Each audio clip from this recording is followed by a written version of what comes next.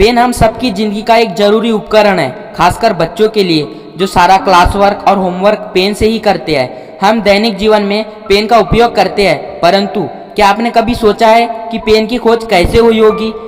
मोर पंख से इस आसान से उपकरण तक का सफर। तो दोस्तों, इसके लिए जुड़े रहिए हमारे साथ।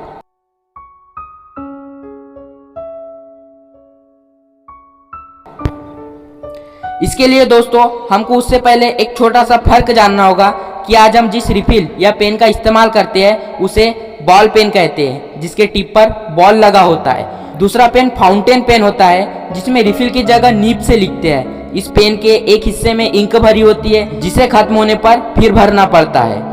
अब दोस्तों, पेन के इतिहास का पन्ना पलट कर देखें तो हम आते हैं हजारों साल पहले, जब लिखने के लिए मोरपंख, चिड़ियों के पंख या लकड़ी का इस्तेमाल किया जाता था। इसमें एक खास तरह की लकड़ी के एक हिस्से को नुकीला बनाकर उसे इंक में भिगोकर लिखा जाता था। और दुनिया में फाउंटेन पेन को आधुनिक बनाने का काम 19वीं सदी में शुरू हुआ।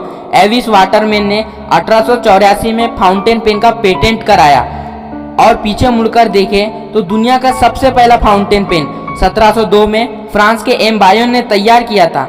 और फिर पन्ने पलटते गए और 20वीं सदी में रिफिल वाले पेन अस्तित्व में आए, जिनमें प्लास्टिक की एक पतली रिफिल में इंक भरी होती थी। और इस पेन में फाउंटेन पेन के मुकाबले कहीं ज्यादा इंक भरा जा सका और यह कहीं ज्यादा समय तक इस्तेमाल की जा सकती थी। बाद में इसे बॉल पेन के नाम से जाना जाने लगा।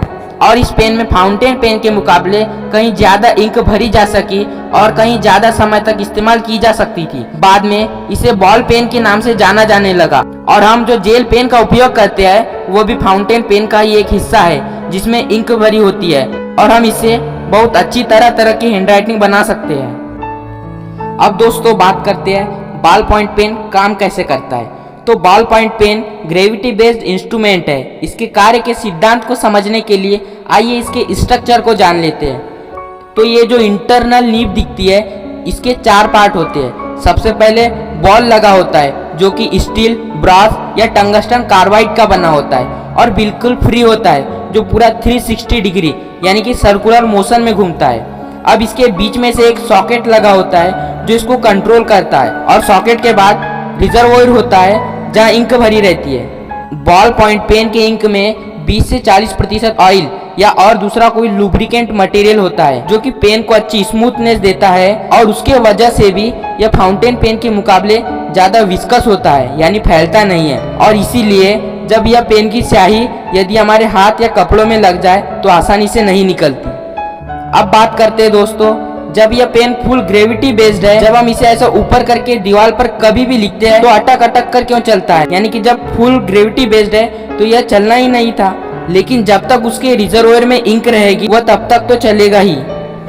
देखिए दोस्तों, एक छोटा सा पेन में कितनी कलाकारी भरी हुई है, कितनी इंजीनियरिंग है इसमें। कई साइंटिस्ट के तमाम प्रयासों के बाद हमें यह पेन आज सबको प्राप्त हुआ है। और सिर्फ प्राप्त ही नहीं हुआ है, बल्कि आज 2 रुपए में उपलब्ध है और हर कोई आज इसे यूज कर सकता है।